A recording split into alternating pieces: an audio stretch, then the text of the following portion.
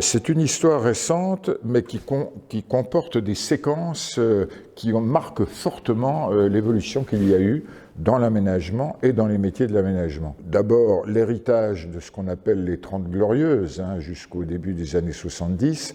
Alors, tout le monde le sait, c'est la période où il y a eu une très forte croissance démographique en France, où il y avait d'énormes besoins de logement. Et donc, ce qu'il était important pour régler cette crise, c'est de produire de la quantité. C'est ça qui explique la construction des grands ensembles. Je voudrais d'abord retenir cette période des années 70-80, des deux décennies 70-80, cette coupure qui existait entre le monde des urbanistes, des études urbaines, des agences d'urbanisme ou des bureaux d'études, vous voyez, et puis celui des aménageurs. Bon, il y avait des clichés. Pour les aménageurs, on était des intellectuels, des doux rêveurs. On faisait de la prospective à 20 ou 30 ans. Bon. Le cliché des aménageurs, ce sont des exécutants qui sont obsédés par la mise en œuvre, par le faire. Le projet à l'époque, parce qu'il fallait bien sûr qu'il y ait un projet, on confiait à un concepteur l'élaboration du projet et ensuite on mettait en œuvre le projet. C'était linéaire et descendant. Le projet, c'était quoi? C'était un programme de mètres carrés et d'objets, bureaux, logements, équipements, et c'était un plan de composition urbaine. C'est, je dirais, un plan de masse amélioré. Voilà. On ne parlait pas du tout de projet urbain à l'époque. C'est en observant un petit peu ce qui se passait dans les différentes villes, on a identifié 4 modèles. Alors le premier, c'est un peu un héritage du passé, on l'avait appelé l'aménageur tout-puissant. À mon avis, il n'a pas complètement disparu. Le deuxième modèle qu'on a identifié, c'est le modèle équilibré. Alors le modèle équilibré, pour ma part, il m'a été inspiré par le modèle lyonnais. La communauté urbaine de Lyon, qui s'appelle aujourd'hui Métropole, a renforcé ses services et a créé de véritables services de maîtrise d'ouvrage. Alors, le troisième modèle que nous avions identifié, c'est le modèle privilégiant la maîtrise d'ouvrage urbaine. C'est un rôle d'impulser la dynamique de projet, un rôle d'ensemblier, parce que, j'insiste là-dessus, vous travaillez avec beaucoup d'acteurs différents. Et le dernier modèle, c'est le modèle qu'on a appelé modèle intégré. Alors, ce modèle intègre à la fois la maîtrise d'ouvrage urbaine et le passage à l'acte, c'est-à-dire les réalisations opérationnelles. Ensuite, il y a une nouvelle période, la période de basculement. Alors pour moi, c'est les années 90-2000, et la période de basculement, c'était la mise en cause de la figure de l'aménageur tout-puissant. Les projets d'aménagement devaient être vus de manière beaucoup plus multifactorielle, si je puis dire, multidimensionnelle et interactive. Un projet ne doit pas être comme un programme, ne doit pas être figé à l'avance. Donc tout cela, c'est un enjeu politique.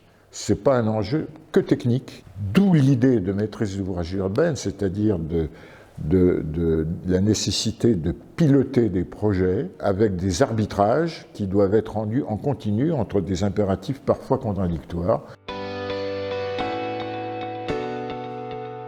Moi, je suis entré dans la carrière, si on peut dire les choses comme ça, au moment de cette bascule, et donc à la fin des années 80. J'ai mis 2 hypothèses qui expliquent un peu la manière dont les choses ont évolué et ont pu se faire après. La première, c'est que c'est les conséquences des lois de décentralisation. Tout d'un coup, les maires ont pris beaucoup plus de pouvoir. Puis il y a sans doute une deuxième chose, là aussi c'est une hypothèse, je ne suis pas un chercheur, c'est qu'on est dans les années 80, 90, et c'est le moment où émergent de nombreuses friches urbaines liées à l'évolution de l'industrialisation de la France, les chantiers navals qui abandonnent le centre de Nantes, l'industrie qui quitte le centre de Saint-Étienne, qui a amené les aménageurs à se poser une nouvelle question, c'est celle du recyclage urbain. Il y a eu effectivement l'émergence d'une méthode. Et cette idée que faire de l'aménagement, ça consistait à être capable de gérer la transformation de la ville dans un contexte fortement instable. On est passé du plan masse au plan guide. C'est-à-dire à cette idée que faire de l'aménagement, c'était prendre une direction en se disant qu'il n'y a pas forcément une direction qui est meilleure qu'une autre. Enfin, en tout cas, il peut y en avoir plusieurs qui peuvent être prises, mais il faut les prendre et il faut être capable d'instituer cette relecture permanente du projet avec d'un côté des réglementations, des contraintes qui ont fait que le temps public est devenu de plus en plus long, de l'autre côté des acteurs économiques qui en ont eu de moins en moins. C'est à ce moment-là qu'est apparue la notion de maîtrise d'ouvrage urbaine, c'est-à-dire comment l'aménageur devient maître d'ouvrage urbain, ou en tout cas une partie de la maîtrise d'ouvrage urbaine, c'est-à-dire qu'on n'est plus sur des schémas un peu binaires où un problème, une solution, mais on est plutôt sur des schémas où on est des problèmes, une décision. Ces projets quand même, et c'est quelque part une constante qu'on partage avec la période précédente, consistaient à faire et donc à être quand même beaucoup un travail sur la forme, un travail formel, sur de la production de bâtiments, sur de la production d'espaces publics. Ça a pu avoir des effets un peu pervers comme la tarification d'un certain nombre d'architectes sur l'ensemble de nos territoires, alors qu'aujourd'hui, sans doute qu'on va vers une question de l'aménagement qui sera peut-être encore plus contextualisée, voire plus dans une approche minimaliste.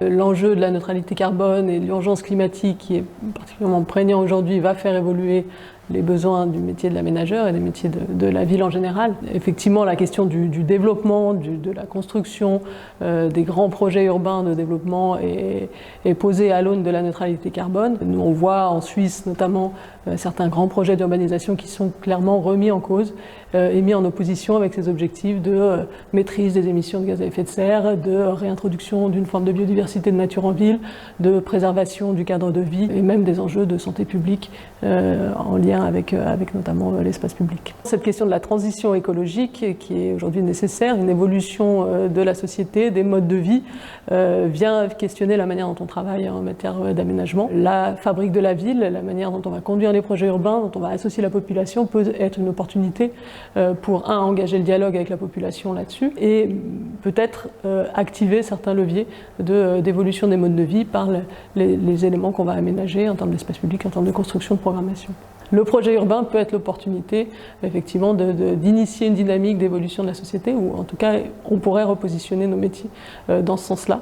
Alors effectivement, aujourd'hui, on a des choses qui ont tendance à s'opposer, des besoins en logement, malgré tout, qui sont très prégnants, en particulier à Genève, où je travaille, mais aussi ces besoins de réintroduction de nature, de paysage, d'espace public.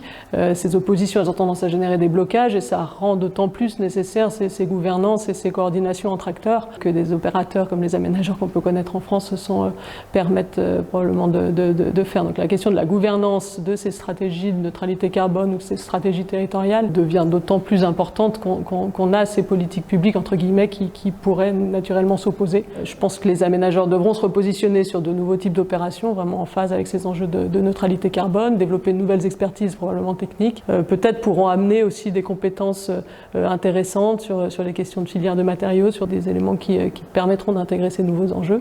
Et puis effectivement devront poursuivre cette intégration de la population, de la société civile comme acteur central et peut-être initier ces évolutions de mode de vie qu'on attend dans le cadre de la transition écologique. Malgré cet état de crise climatique qui actualise des enjeux notamment environnementaux, on voit qu'il y a une continuité historique dans le métier de l'aménageur qui, de l'aménageur tout-puissant, doit de plus en plus revenir sur des terrains de jeu liés à l'existant, au réemploi et intégrer la société civile qui est malgré tout le récipiendaire de ce qu'on construit et des modes de vie que l'on permet dans nos développements.